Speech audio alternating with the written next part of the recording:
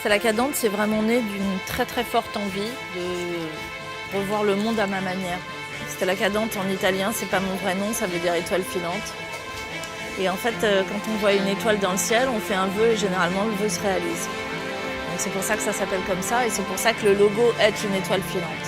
C'est beaucoup plus onirique qu'un vrai nom. En même temps, les gens pensent que c'est le mien, donc cette sorte de poésie, déjà, ça me va très bien.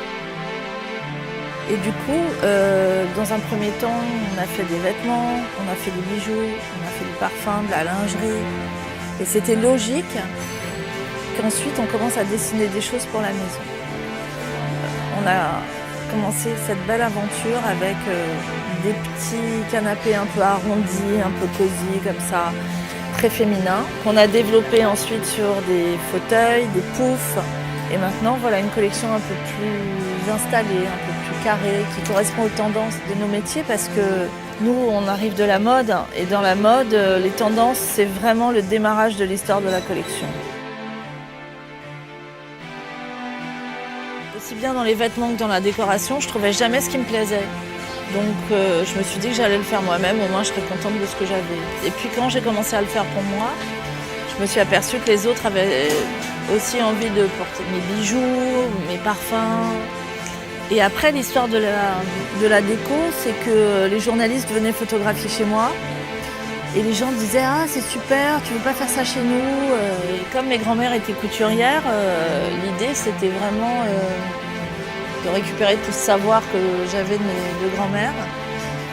Et puis je me suis jamais vraiment posé la question de savoir si j'allais faire autre chose que de la décoration, de la mode, du tissu, pendre des tissus au mur, les utiliser pour faire toutes sortes de choses. L'histoire a commencé comme ça. Et puis en 2015, je me suis dit que c'était vraiment important qu'on puisse passer à la phase 2 de mon travail créatif, qui était de faire des meubles. Donc aujourd'hui, on a toutes sortes de canapés, d'assises, de fauteuils, de lits. Mais demain, qu'est-ce qui nous empêche d'imaginer des miroirs, des consoles, des coussins, des plaids.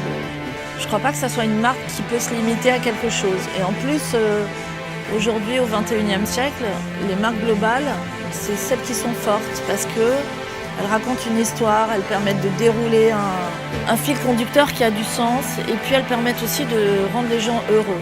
Moi, si je fais ce métier, c'est pour que les gens soient heureux et que mon travail soit utile dans un sens positif. Que les gens soient plus beaux, mieux installés, plus heureux dans leur intérieur, que les filles se sentent plus jolies si elles portent mon parfum, que plein de choses comme ça.